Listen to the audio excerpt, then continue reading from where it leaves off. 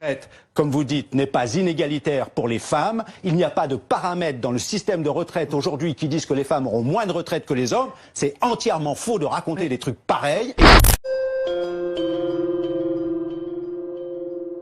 En fait, vous ne discutez pas, vous imposez votre vision. Vous ne voulez pas de la réforme sur laquelle Emmanuel Macron a été élu. Je n'impose rien. On ne voit pas du tout les compromis, les concessions. Vous êtes prêts à faire. Je n'impose absolument rien. Si, vous voulez le retrait de la réforme. Mais écoutez, une seconde, je n'impose rien. Nous avons aujourd'hui un système de retraite qui a été construit en 1945, qui a largement évolué, qui s'est adapté, qui s'est simplifié. Et qui est très injuste aussi, non? Ah bon? Pour les femmes, pour les carrières hachées, non, pour les agriculteurs. Encore une fois, non. Pourquoi? Ce que vous dites est faux. Ce sont les éléments de langage du gouvernement. Ils auraient 1000 € de minimum de pension pour une retraite. Vous avez regardé ce que sont les cotisations des agriculteurs?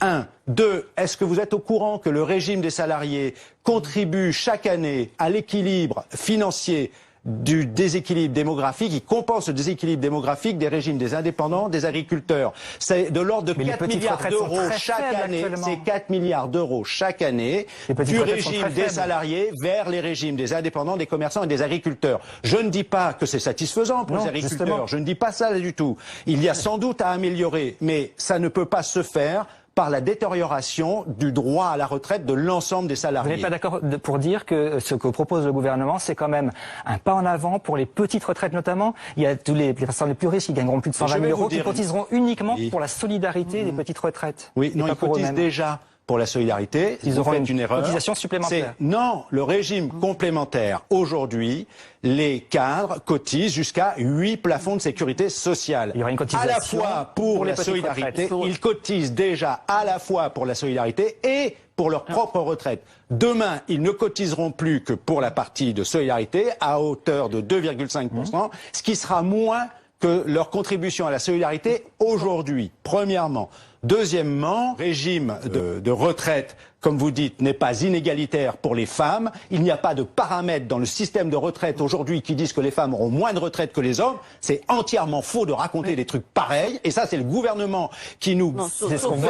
On a vu quand même sauf que leurs carrières sont plus hachées que celles des hommes. Ah ben, c'est pas le système de retraite. Et vous pensez qu'avec un système par points où il faudra acheter des points tout au long de la vie active, ça ira mieux pour ceux qui ont des carrières hachées? Non.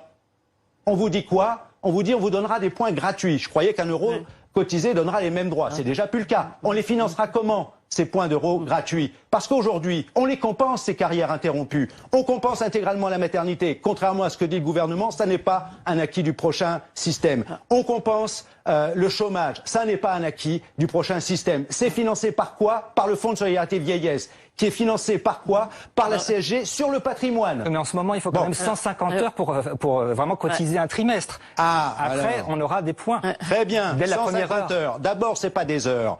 Vous ne connaissez pas suffisamment, et le gouvernement qui sert cet argument-là ne connaît pas le système actuel. C'est pas sur les heures que l'on valide des trimestres, c'est sur le salaire perçu. Il vous faut l'équivalent pour valider un trimestre sur l'année civile, de 150 SMIC horaires. Donc, puisque l'exemple qui a été pris, c'est par exemple celui de la femme de ménage qui travaille 10 heures par semaine. Eh bien, si elle travaille 10 heures par semaine toute l'année à hauteur du SMIC horaire, elle validera 3 trimestres.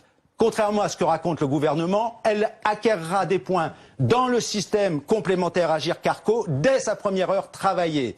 Donc, tout cet enrobage de belles formules creuses sans qu'elles soient appuyées concrètement, ni appuyées sur la réalité du système aujourd'hui, n'ont que pour vocation de tromper le monde.